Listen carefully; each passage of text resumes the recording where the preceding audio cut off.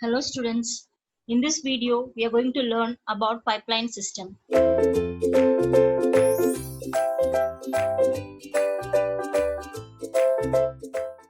In our previous video, we learned about Morse clocking style and we saw what are the various clocking methodology that is available for your Morse circuitry. And these clocks are nothing but these are the switch events that will make our sequential circuits to work. Okay, so now in this video we are going to learn what are the ways in which I can optimize a sequential circuit. So I'm going to deal with pipelining. So it is an approach for optimizing your sequential circuit. Okay, so and this pipelining technique, what it is going to do is it is going to do the acceleration operation, or it is going to make the operation inside my data path to work faster. Consider as example, see, we are going to compute the logarithmic of modulus of a plus b as an example. So see here, the reference circuitry is drawn over there, that is non-pipelined version. Here a and b is sent into the inputs, okay, of two registers, and I'm having an ALU that is going to perform an addition operation, and then the modulus of that a plus b will be calculated next, and in the next block logarithmic of that modulus of a plus b will be calculated, and the result will be stored in the register, and the output will be taken on the rising edge or the falling edge of the clock. Now see, for example, now when the clock is being given, the first data a and b will be loaded inside the register, and the operation addition, modulus and logarithmic data will be carried out and will be stored in the register, but it is not going to send the output, because again during the rising edge of the clock, what is going to happen? The previously stored data will be sent out and a new set of data will be calculated. Again it has to perform the operation of addition, modulus and the logarithmic, and it will be storing your result. Okay, so now what is going to happen? It means 1/3 of my clock period is working. At that time, my circuitry is working only for 1/3 of my clock period. During the remaining time, what is happening? My device is sitting idle. Means when the clock is coming, on the rising edge of the clock, the data has been sent. At that time, what is happening? Nothing is being carried out. Again, when the clock is off, the operation is being carried out. Again, during the rising edge of the clock, only the data is sent out, which means my clock period, we are not using effectively our clock period, because my device is sitting idle for the next clock signal to come. Only when the clock signal comes, the register will be sending my output. Though my output is there, during the next clock cycle only my output will be sent. And once the data is sent, again a new set of data will be taken at that time only. If suppose my addition is taking 5 minutes of time, and for the modulus operation again I am taking 5 minutes of time, for the logarithmic operation again a 5 minutes of time. So for generating my output, I will be having a time for minimum 15 minutes of delay will be there for getting an output for a particular input A and B. Again, if I want to do the second operation, again I have to wait for 15 minutes. Okay. So to overcome this, I'm going to optimize the circuit by using a pipeline. What is a pipeline? What is a normal pipe in which water will be sent out? Whenever you turn on the tap, you are getting water. It is not that we are going and connecting a pipe over there from the tank. From the tank, it is not coming. Whenever you turn on the pipe, the water is coming. So it is waiting for you to turn it on. Okay. So it means a pipelined version, I'm placing a register before each and every block of my circuit. So whenever a clock comes, a new set of data will be loaded. Okay. Assume that previously the data is being stored inside ALU, and there is a data that has been performed for modulus and even for the logarithmic. Assume that the data is previously stored inside my registers, all the registers. When a clock has come, what will happen? The new set of data will be loaded. At the same time, the register over here, which is storing the addition value, will be sending to the next block. At the same time, this previous loaded value will be sent into the next logarithmic block, and at the same time, during that particular clock, whatever data is there in the output will be sent out.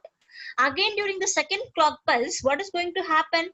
All these will be having the another set of data.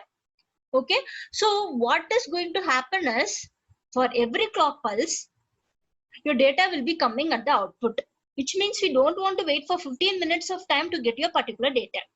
If you still find it confusing, let me say with an example of normal real life example.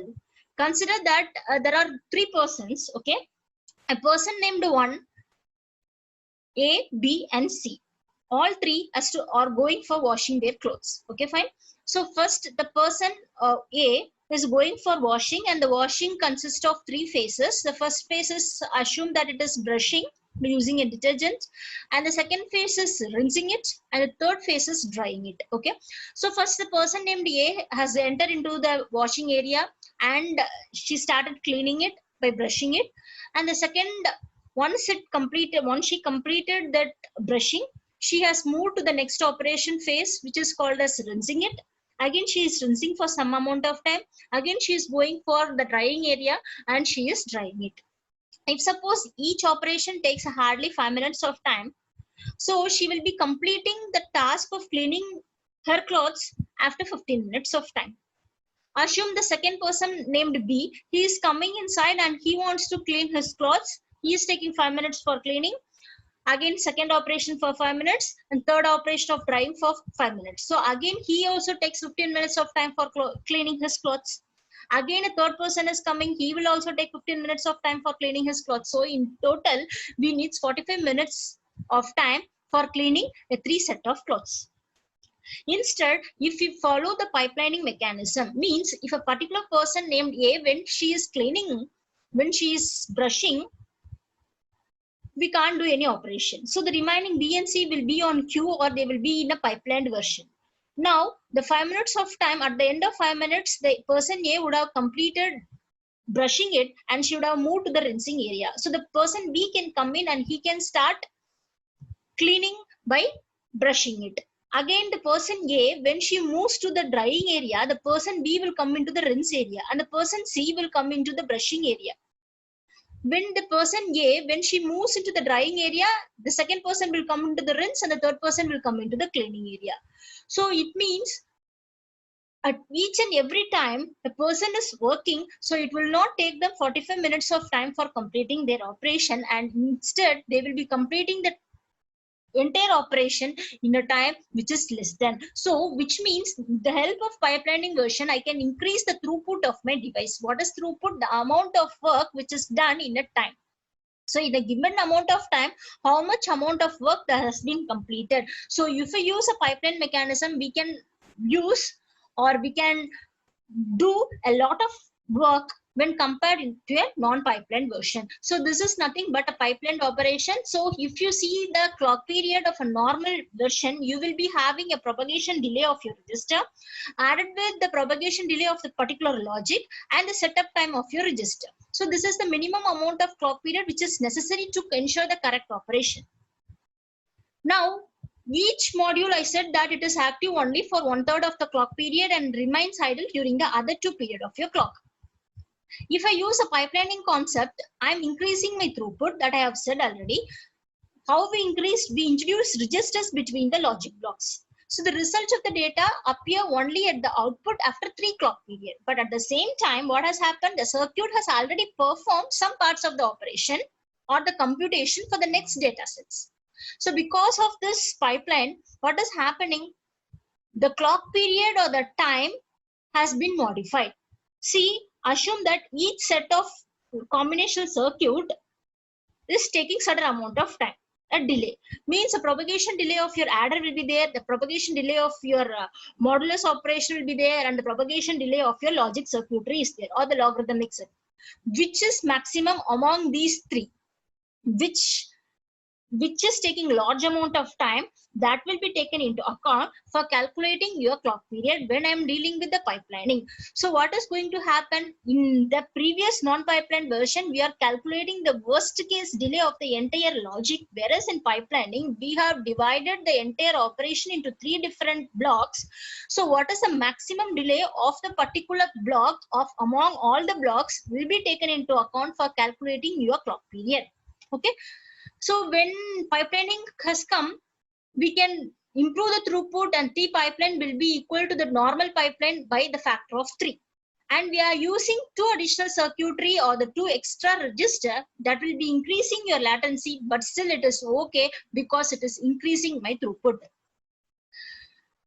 I can use a pipeline circuits, or I can make a pipeline circuits by using a level sensitive latches. See the level sensitive latches that we are having, it is a normal D-latch assume.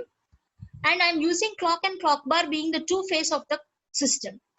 And these 2 clock systems, clock and clock bar, must be non-overlapping for ensuring the correct operation that we have seen in our previous video.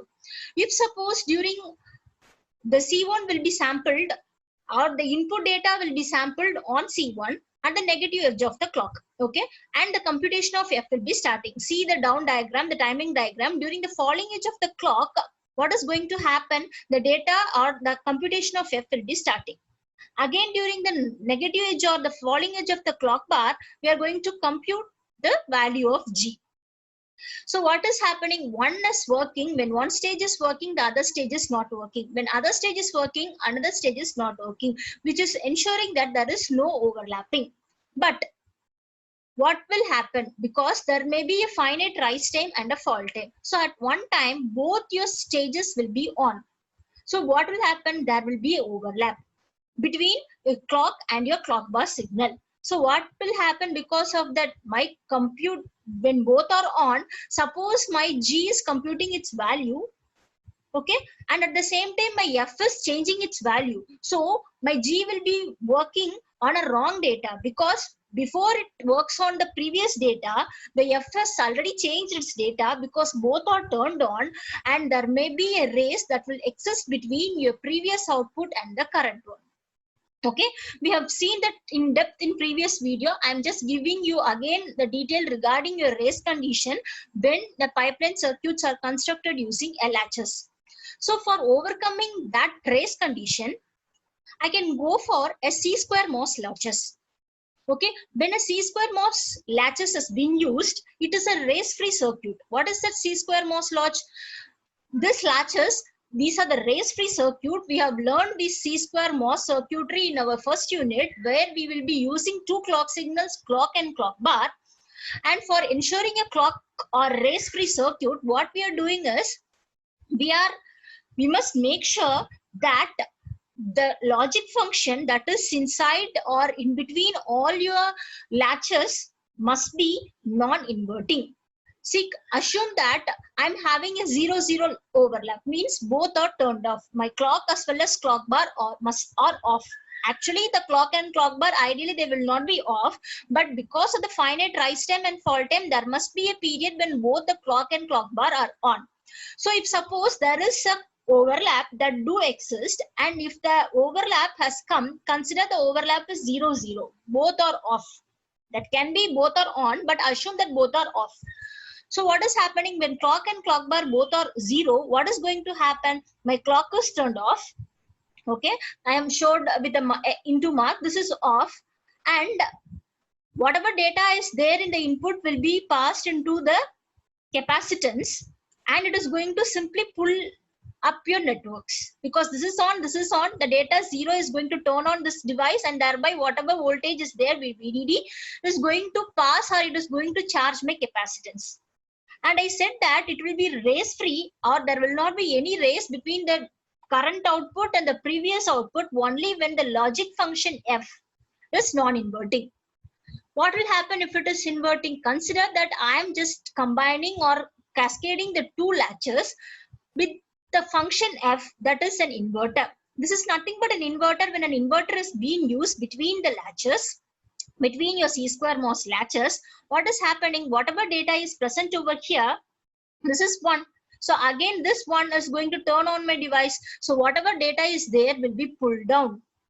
Okay, whatever data is there will be pulled down, and the correct data is not going to be passed into the next step. I want the present stage data to be fetched into the next stage. Okay, for that only we are doing all the operations.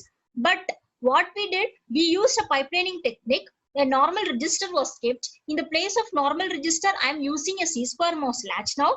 In the place of C-square MOS latch, I am saying that the C-square MOS latch will perform the pipelining operation only if the logic function that I am having is non-inverting. Because we know that the CMOS circuitry will generate the complemented version, and if we connect an inverter, what it is going to happen, whatever data was there will be pulled down to ground, and that will be a 0. So a wrong data will be passed on into the next stage. So to avoid that, we must make sure that the logic function F is non-inverting.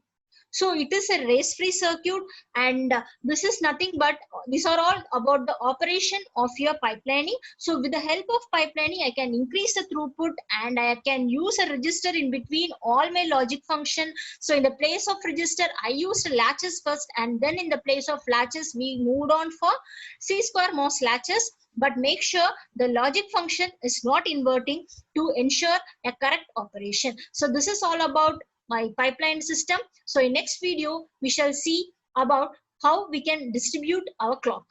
Thank you.